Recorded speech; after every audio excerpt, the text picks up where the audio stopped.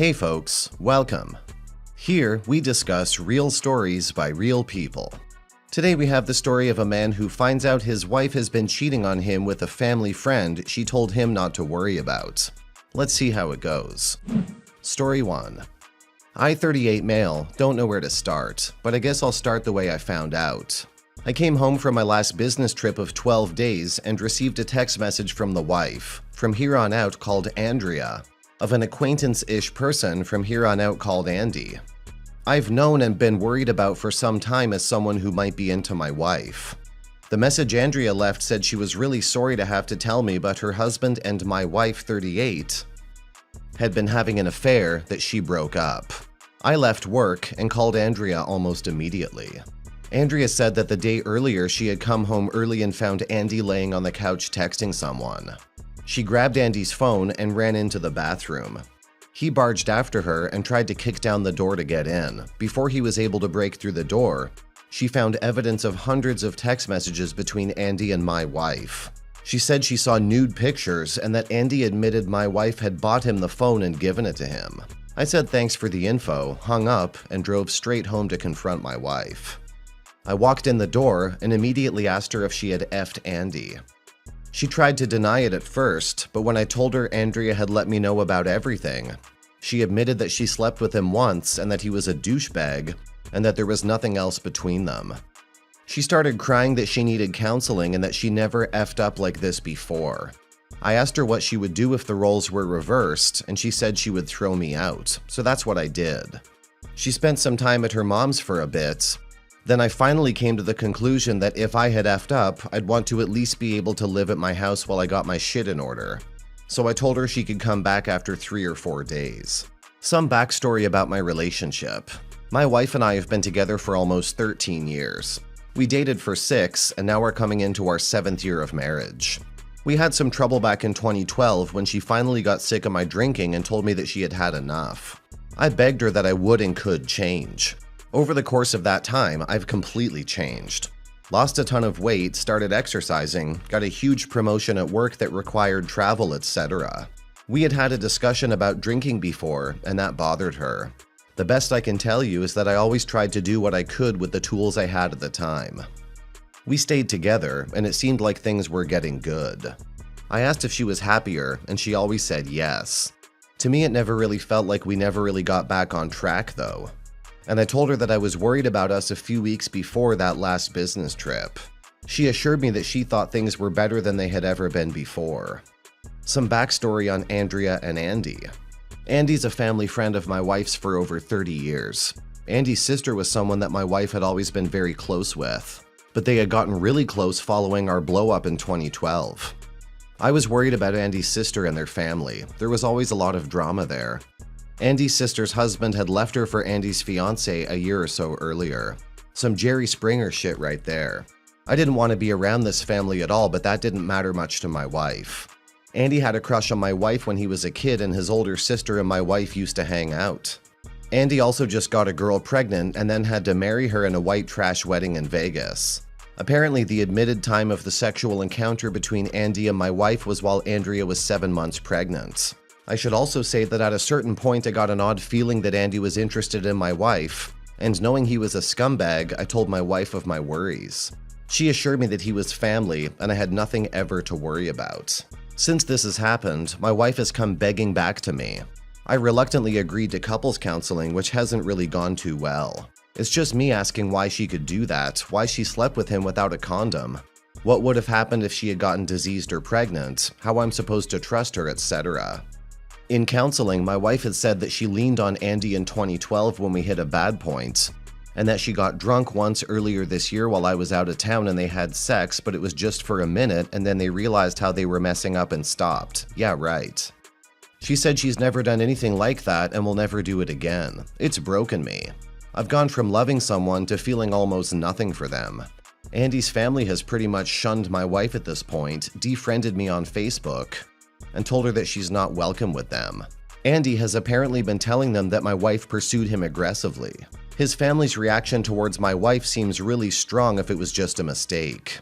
Also, why would he come straight out and admit to an affair if his wife was just busting him with a phone? We live together, though in a house we own, so we're going most of the regular motions.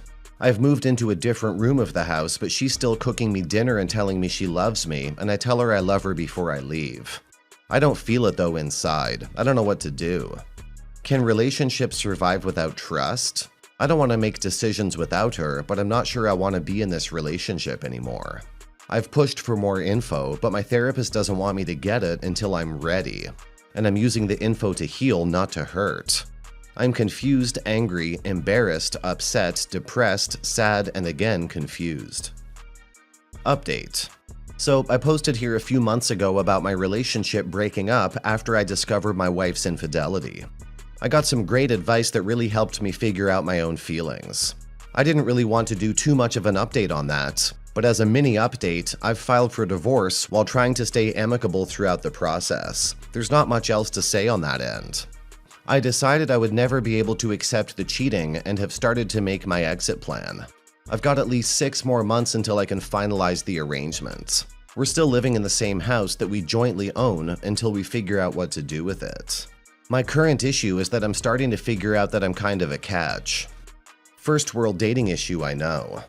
I'm youngish looking for my age, have a pretty good job, no kids, and a pleasant personality.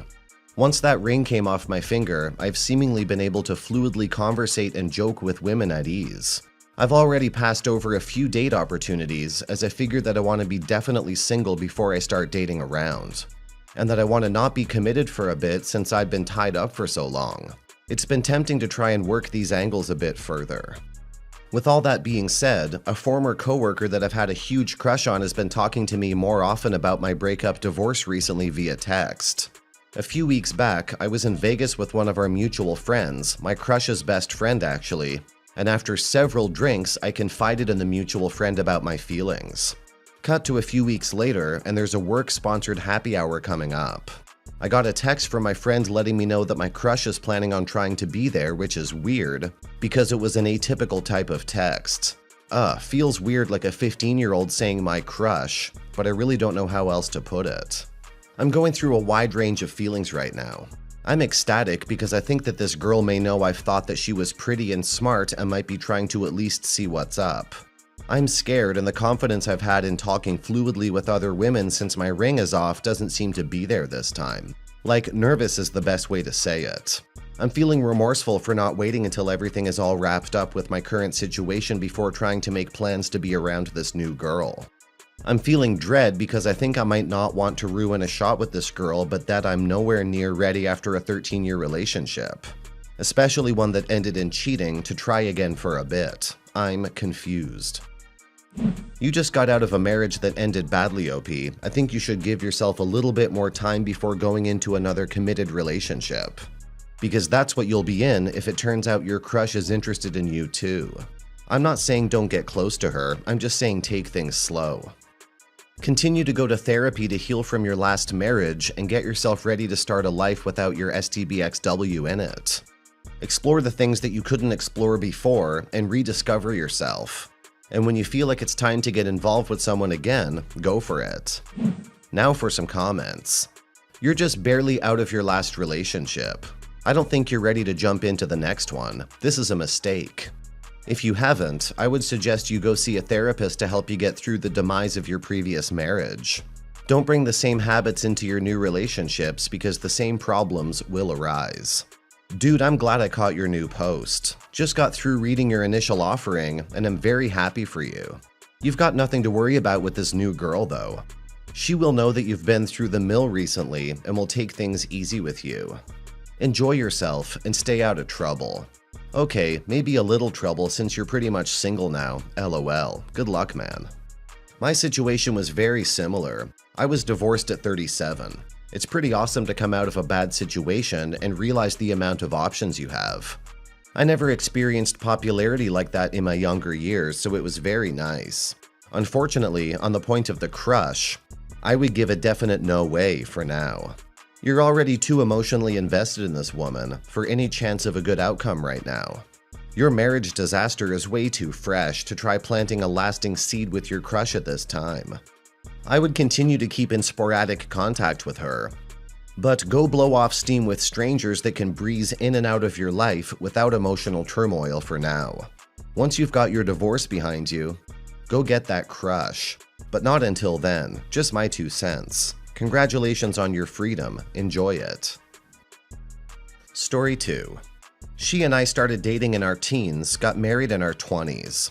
Then she broke my heart in 2014 when she had an affair with a coworker. I'm 33, she's 31. As someone who chose to work things out, it's been 5 years since D-Day and it's still a constant battle. At least once a week something triggers me about what she did. It could be a song, movie, or TV show, and when it happens, it hurts every time. She's told me to my face that she's working on herself and trying to process and be better. But how can I ever believe her 100%? Is it possible? Can the love of your life be someone that breaks your heart too? I'll tell her that we weren't our best selves in the months leading up to D-Day, but she put the bullet into the head of our comatose marriage. Now our marriage has a giant scar on it. 5 years post D-Day, and a song played at the wrong time can set me back weeks of progress. I want this whole thing to have never happened. My heart hurts, and it's been 5 years. I still can't even function on the date of D-Day. I'm 0 out of 5 on not being a wreck that day. If she somehow manages to never cheat on me again, that would be okay, I guess. It's like, why is that something I should celebrate? Yay, it should have never happened in the first effing place, you. Good job on not breaking my heart twice. The more I think about it, the more I don't see the big deal with forgiving someone who broke my heart. So basically she gets a free pass to hurt me? I wanted to do literally every thought I had after D-Day, all of them. To me, to her, yes. But I didn't and I won't. Me forgiving her gives her an extra life to process her demons, and in return, I get a better version of her. She still looks, talks, and sounds like the person who broke my heart. How can I know that a better version of her exists? 5 years and it's still haunting me. I'm stuck. I'm still effing hurt. It's not the 10 it used to be. Now it's a consistent 4. She's doing, saying, and showing me all of the things that point to her working on improving herself and our marriage. But there's a hole in our boat, and she doesn't want to see it because only she's the one who put it there. This sucks. Opie, I'm so sorry this is happening to you, but the road you're facing is a long and bumpy one.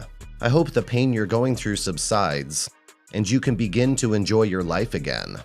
However, I have to ask you one thing, and your answer might determine whether or not you made the right choice by staying in the marriage.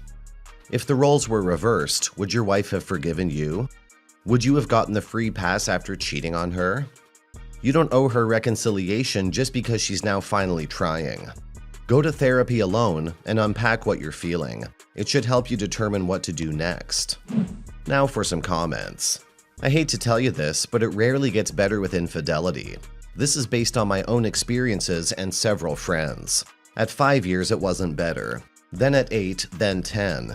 The next thing I knew, it had been 12 years since D-Day and I wasn't over it. Also, she did do it again, even though she swore she wouldn't.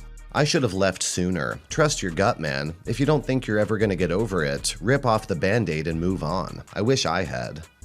5 years is a long time for the pain to be consistently present. At some point, you need to realize you have a right to be happy.